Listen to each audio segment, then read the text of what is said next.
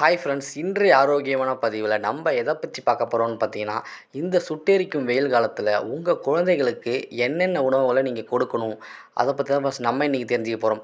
இதுக்காக இந்த டாபிக் நம்ம இன்றைக்கி பார்க்குறோம் பார்த்தீங்கன்னா வச்சுக்கோங்க, நம்மளுடைய உணவுகள் வந்து நம்ம சாப்பிடும் பழக்க முறையானது நமக்கும் சரி குழந்தைகளுக்கும் சரி வேறுபடும் ஃப்ரெண்ட்ஸ். ஏன்னாச்சு நம்மளுடைய ஜீரண மண்டலம் மாரி குழந்தைகளுக்கு இருக்காது ஃப்ரெண்ட்ஸ். எனவே அது மட்டும் இல்லாமல் இந்த கோடை காலத்தில் பார்த்தீங்கன்னு வச்சுக்கோங்க, நிறைய ஆரோக்கிய பிரச்சனைகள் ஏற்படும். எனவே குழந்தைகளோட ஆரோக்கியத்தில் நீங்கள் அதிகம் கவனம் கொள்ள வேண்டும் ஃப்ரெண்ட்ஸ். அதனால தான் இந்த பதிவு வந்து குழந்தைகளுக்காகவே தற்போது நம்ம பார்க்க போகிறோம் ஃப்ரெண்ட்ஸ்.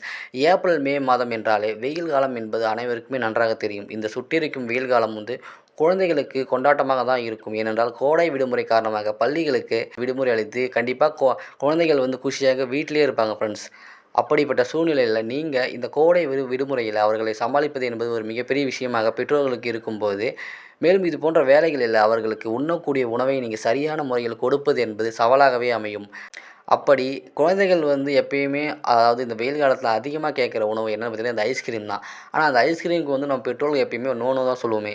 எப்போதும் பிள்ளைகளுக்கு ஆரோக்கியமான உணவை தர வேண்டும் என்று நினைக்கும் பெற்றோர்கள் வந்து இந்த கோடையில் அவர்கள் விரும்பி உண்ணக்கூடிய ஐஸ்கிரீம், குளிர்பானங்கள், டெசர்ட்டுகள் போன்றவற்றால் ஏற்படுகின்ற பாதிப்புகளை புரிந்து கொண்டு இதனை அவர்களுக்கு தராமல் அதற்கு மாற்றாக நீங்கள் ஆரோக்கியம் தரும் உணவுகளை நீங்கள் கொடுப்பது மிகவும் சிறப்பாக இருக்கும் ஃப்ரெண்ட்ஸ்.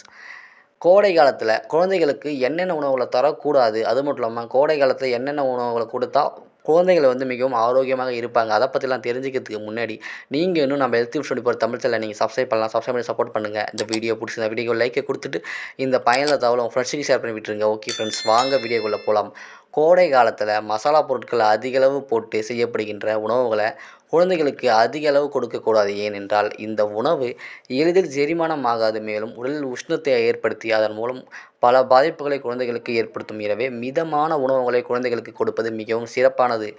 இந்த கோடையில் அவர்களுக்கு பாரம்பரிய உணவுகளான கம்மங்கூழ், ராகிக்கூழ் போன்ற கூழ் வகைகளை நீங்கள் செய்து கொடுத்து அவர்களுக்கு ஆரோக்கியத்தை நீங்கள் ஏற்படுத்துங்க. மேலும் ஐஸ்கிரீம்கள், குளிர்பானங்கள், டெசர்ட்டுகளை தவிர்த்துவிட்டு அதற்கு பதிலாக நீங்கள் நோய் எதிர்ப்பு சக்தியை அதிகரிக்கக்கூடிய ஆரஞ்சு பழம், திராட்சை, ஆப்பிள், கொய்யா, வாழைப்பழம் போன்ற பழ வகைகளை நீங்கள் கொடுக்கலாம். குறிப்பாக நீர் சத்து அதிகமாக இருக்கும் வெள்ளரிக்காய், முலாம்பழம், தர்பூசணி போன்றவற்றை நீங்கள் கட்டாயம் சாப்பிடுவதன் மூலம் வெயிலில் ஏற்படக்கூடிய நீர் சத்து இழப்பை நீங்கள் ஈடுகட்டுவதோடு குழந்தைகளின் சருமத்தையும் நீங்கள் பாதுகாக்க முடியும். அதிக அசைவ உணவுகளை நீங்கள் கொடுக்க வேண்டாம். வீட்டில் தானே இருக்கிறோம் என்று எண்ணத்தில் இந்த 2 மாதங்களுமே நீங்கள் அதிக அளவு அசைவ உணவுகளை நீங்கள் உங்கள் பிள்ளைகளுக்கு கொடுக்க வேண்டாம். இதன் மூலம் 2 மாதத்தில் அவர்கள் எடை அதிகரிப்பதோடு மட்டுமல்லாமல் மேலும் பல இன்னல்களுக்கு உள்ளாவார்கள். மேலும் அசைவ உணவுகளை உண்பதால் எளிதில் ஜீரணமாகாமல் அவர்கள் அஜீரண கோளாறுகளால் பாதிக்கப்படலாம். கோடையில் ஏற்படுகின்ற அம்மை நோயிலிருந்து பாதுகாத்து கொள்ள குளிர்ந்த உணவுகளை நீங்கள் எடுத்துக்கொள்வது மிகவும் நல்லது. நீர், மோர், தயிர் போன்றவற்றை நீங்கள் அடிக்கடி நீங்கள் சாப்பிடுவதன் மூலம் உங்களுக்கு நன்மை ஏற்படும். அது மட்டும் இல்லாமல் நுங்கினை உங்கள் உணவில் நீங்கள் ஒரு நாள் விட்டு ஒரு நாள் நீங்கள் சாப்பிட்டு வாருங்க.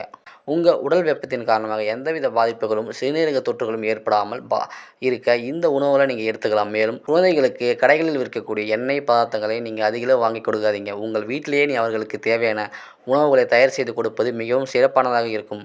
எனவே இப்போ பார்த்த இந்த உணவுகளில் கண்டிப்பாக வந்து குழந்தைகளுக்கு எது கொடுக்கணும், எது கொடுக்கக்கூடாது அப்படின்ற உங்களுக்கு ஒரு ஐடியா கிடைச்சிருக்கும் ஃப்ரெண்ட்ஸ். எனவே இப்போ பார்த்த இந்த உணவுப் பொருட்களை நீங்கள் வந்து கட்டாயம் எடுத்துக்கொண்டு அதற்கு ஏற்றவாறு உங்கள் பிள்ளைகளுக்கு தேவையான உணவுப் பொருட்களை நீங்கள் குறிப்பாக உடலுக்கு கேடு விளைவிக்காதவாறு உடலுக்கு குளிர்ச்சியை தரும் உணவுப் பொருட்களை உங்கள் வீட்டிலேயே நீங்கள் சமைத்து கொடுத்து இந்த கோடையில் ஆரோக்கியமான உணவுகளை குழந்தைகளுக்கு கொடுத்து அவர்களின் ஆரோக்கியத்தை நீங்கள் அதிகரிக்க முயற்சி செய்யுங்க ஃப்ரெண்ட்ஸ். ஓகே ஃப்ரெண்ட்ஸ், இந்த வீடியோ உங்களுக்கு பிடிச்சிருக்கு நம்புகிறேன். மேலும் இது போன்ற ஆரோக்கியமான தகவல்களுக்கு நீங்கள் நம்ம சேனலை சப்ஸ்கிரைப் பண்ணி சப்போர்ட் பண்ணுங்கள். Okay friends, thank you.